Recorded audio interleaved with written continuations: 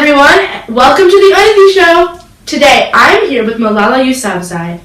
Malala is an extraordinary young woman who has fought for education for young girls and women. Hello everyone, I'm so glad to be here and be given this opportunity to tell my story and spread my message. What is your message and what does it mean to you and all of those it is meant for?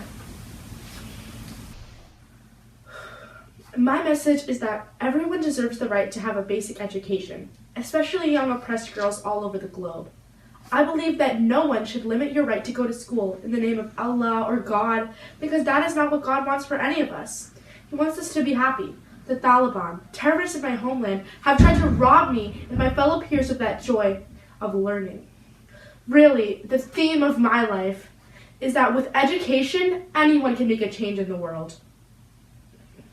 I know this is true because there are so many girls, especially in my homeland of Pakistan, including my mother, who have been deprived of a substantial education. This has silenced them. They don't know how to spread their message. This is why the moral, message, or theme of my life is credited to my education and my hope and dream of equality for all. Your perspective and your message are so eloquent and thought-provoking. Malala, if you had to pinpoint one thing from your childhood and upbringing that has made you who you are today, what would that be and why? It is hard to choose just one exact thing because there have been so many experiences that have sculpted my perspective today. But I feel that the way my father raised me to state my rights, know my stance, and be brave no matter the situation has greatly affected the accomplishments I have achieved and the person I have become. This is because my father has always known that my existence would make a difference in the world. He named me after the warrior Malala, who died defending her people. He wanted her spirit to reflect mine, and I feel I have grown for this to be true. I've had my family's support throughout my entire life, and I'm so grateful for it because it has led me to help so many others. So to answer this question fully, if I had to pinpoint one thing from my upbringing that has made me who I am today, I would have to say it would be my father's support and the way he has encouraged me and taught me because that is the predominant impact on my life. Very well said, Malala. The bond you and your father have is so inspirational, and it is so beautiful to see the woman you have become today because of it all. Thank you. Malala, I understand your story is a painful and grueling one, but in the end, it led you to so many more opportunities. So my question is, when you were attacked, did you expect it or did it come as more of a shock to you? And why so? Well, regarding whether or not I thought I would be attacked, I didn't expect it in that exact moment. But there had been threats to my life previously that it almost felt foreshadowed. The moment where my life was nearly ended felt as if it was a build-up, a constant process and repetition of me speaking out against the Taliban. The radio mullah, a radio propaganda speaker, often seen as a leader for the Taliban terrorist group, even announced to all of Pakistan that I should be killed. Even previously, he announced my father should be killed as well. That is why my attack was a tragedy, but it wasn't completely unexpected after the threats against my life were announced. Against my family's life. So, in a dark way, you could say I knew what was coming, but I also knew that no matter what, I would fight for my cause, for the education of girls everywhere. Well, Malala, I realize you have attended so many of these types of interviews in all different corners of the world, so we ask you today, throughout all your travels around the world and all these meetings, has it affected your home life and your overall childhood? Did you becoming an activist at such a young age cut off your childhood or affect the relationship you have with your family? Many people think that I have changed or become a different person because of the fact that I have been given so many opportunities to speak in front of others, or because I'm a Nobel Peace Prize winner, or because I have been advocating for peace since the age of 11.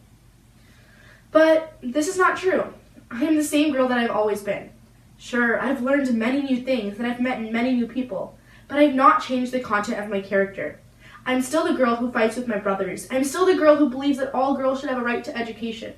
I'm still the Malala who strives to do her best in school, and above all, I'm still the girl who believes in the message I've had from the beginning.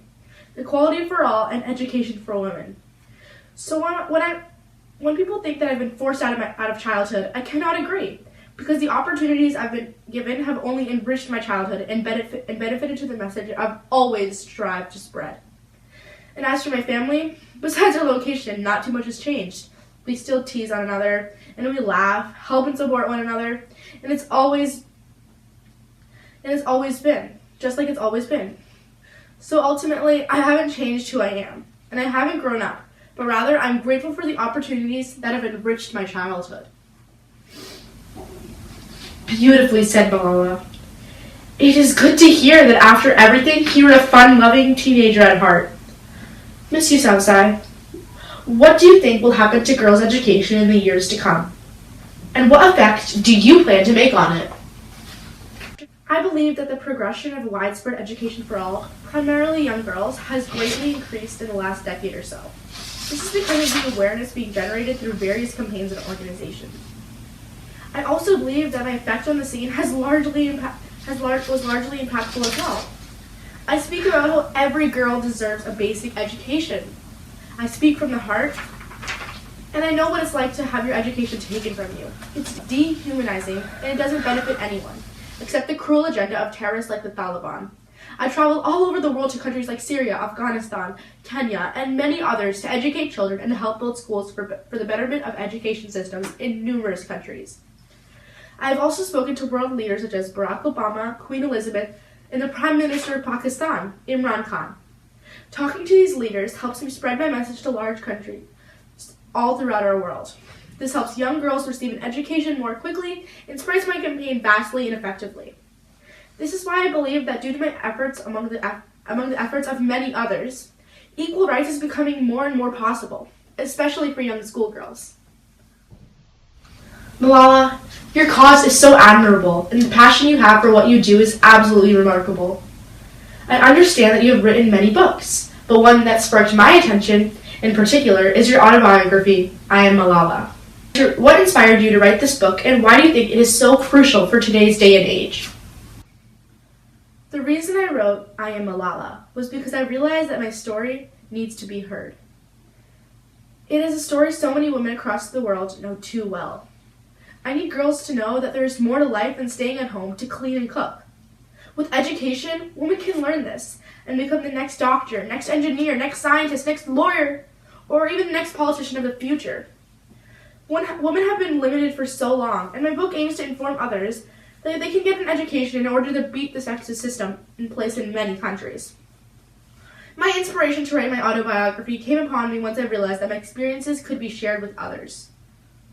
It warms me to know thousands of people around the world agree with my message. Each time someone reads my book, it enforces that proud feeling I carry within myself. I Am Malala is so vital in today's day and age because of the insight and knowledge it provides readers with. It also makes many think. Even a teenager can make a change, so why can't I? And that is why I believe my memoir is important in today's world, because it lets others know that everyone is important and each person has an impact. It is amazing to know that the goal of your memoir was to inspire others, all while sharing your story. I, for one, loved your book and recommend everyone in the audience should give it a read. Malala, your life has been filled with so much experience and knowledge, but you are so young. Where did the motivation to speak out against the Taliban come from? And what experiences led you there? The effects of the Taliban surrounded my entire life. The Taliban tried to take away my education, but I wouldn't let it happen. The Taliban tried to tell me I wasn't good enough, but I didn't listen. The Taliban shot me